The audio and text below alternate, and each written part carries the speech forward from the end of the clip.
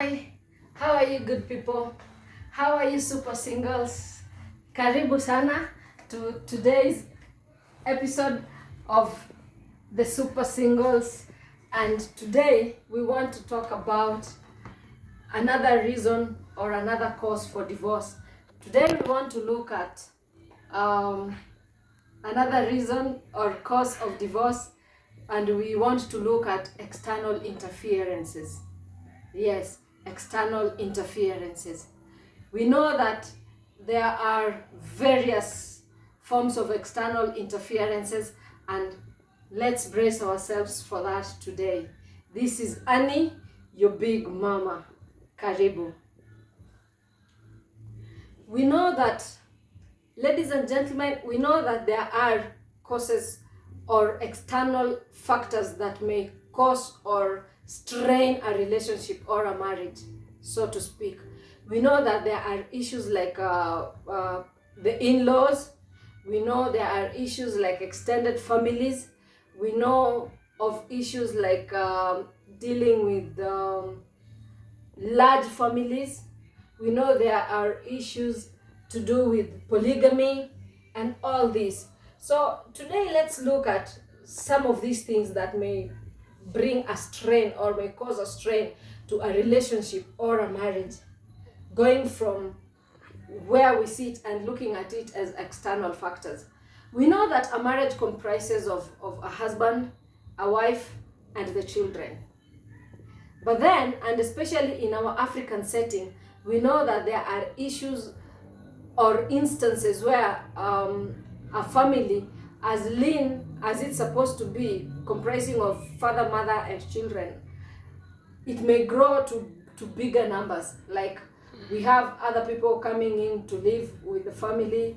We have sometimes instances where parents-in-law or sisters-in-law or brothers-in-law, want to come and start living with the family. This is considered external in this particular marriage because they are external factors. They do not belong to that particular nuclear family. We know that sometimes they can cause friction. Like a mother-in-law would expect that her son, for instance, is treated in XYZ manners, but the wife does not get to do that. We've seen a lot of this, even in the movies and real life experiences, where a mother-in-law disagrees with the daughter-in-law in the manner in which maybe the house is run, or the husband is taken care of, or the children are raised. A mother will come and say, hey, let's raise these children in this manner. But the daughter-in-law is like, I want to raise my children the best way I know how. And for that, they want to bring about issues of conflict, sometimes the food, generally the way things are done. And this mother-in-law will not be pleased with the way things are being done in this house.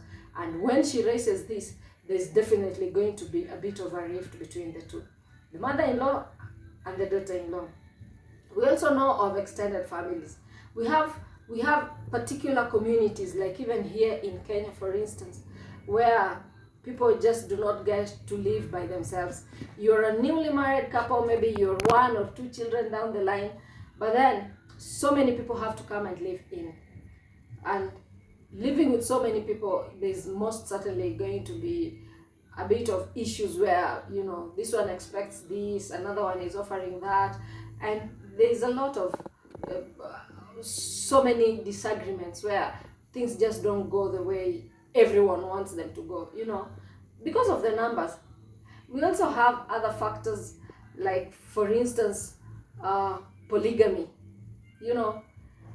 We were very happy together as husband and wife, and of course the children, but then something happens, either because of religion, either because of cultures, because of just personal preferences. Someone wants to bring in on board another wife.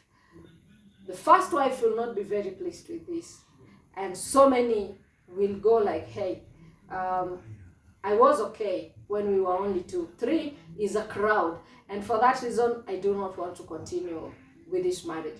If you want to bring another wife, just allow me to go and be with that other wife that you think is better than myself.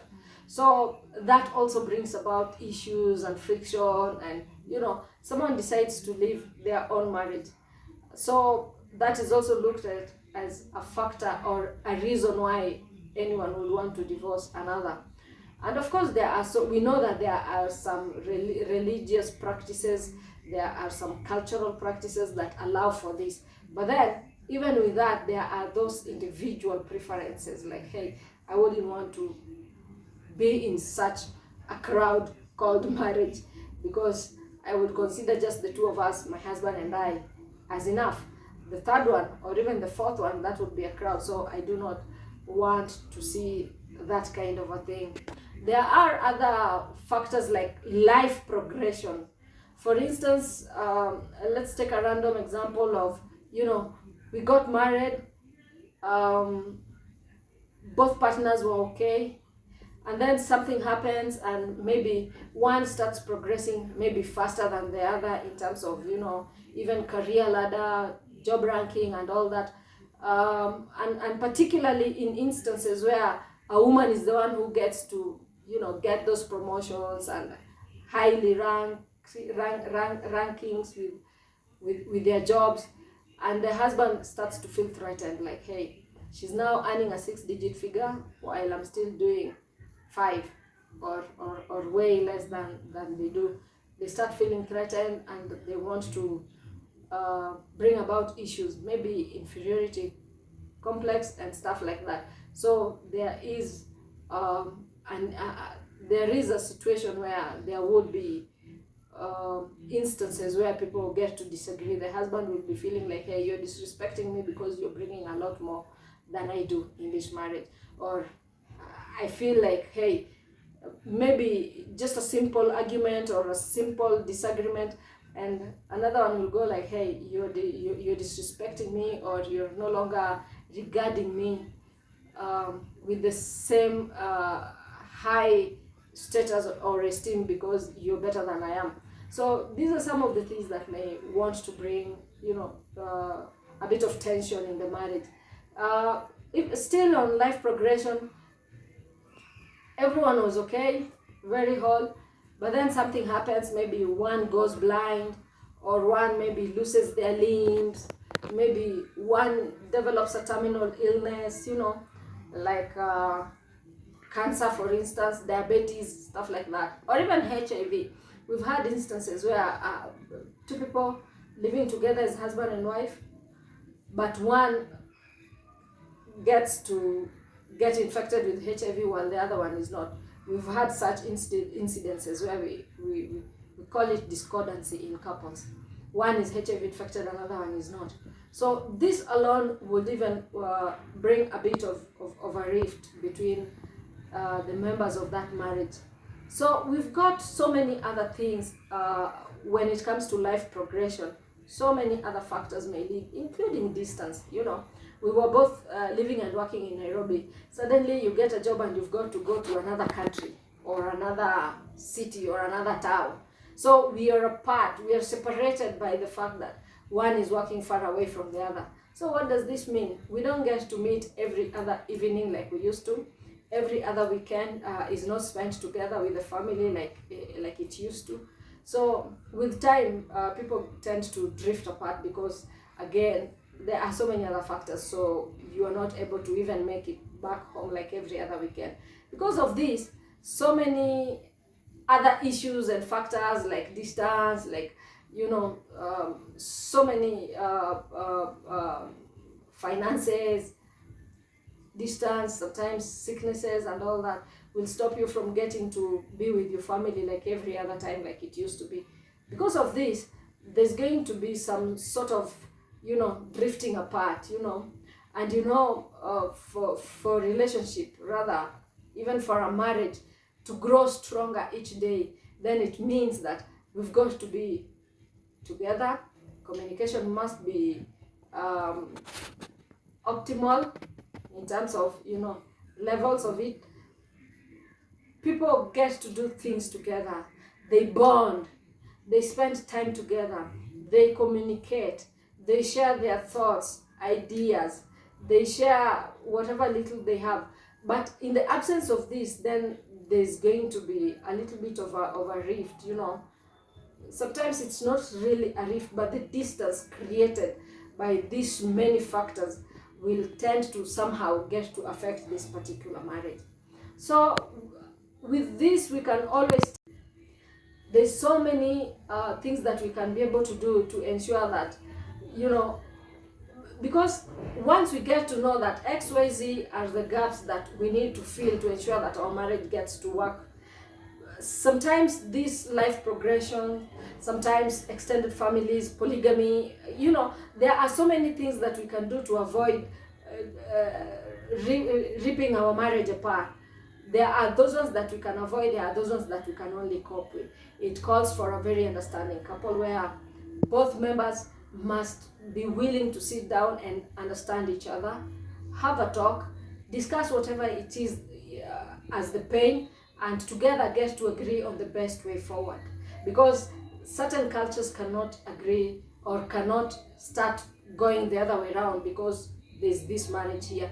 If we must take care of our relatives, if we must watch over our old parents, if we must work far away from the family, we must be able to then sit down and discuss these things as a family. Husband and wife get to agree on the best way forward.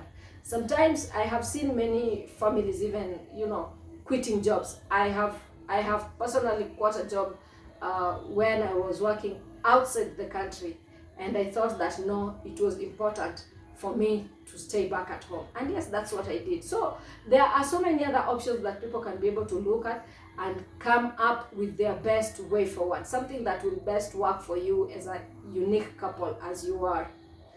So ladies and gentlemen, up until the next video, brace yourself for another one, and we will continue looking at some of the causes of these ones. Please remember to subscribe, to share, and to like. Let's meet at the comment section. Let's get to hear what you think about this whole thing of another cause of divorce. Let us get to hear your experiences, if there are any, and let us get to grow together. So please share and subscribe. This is Annie, your big mama. See you in the next video.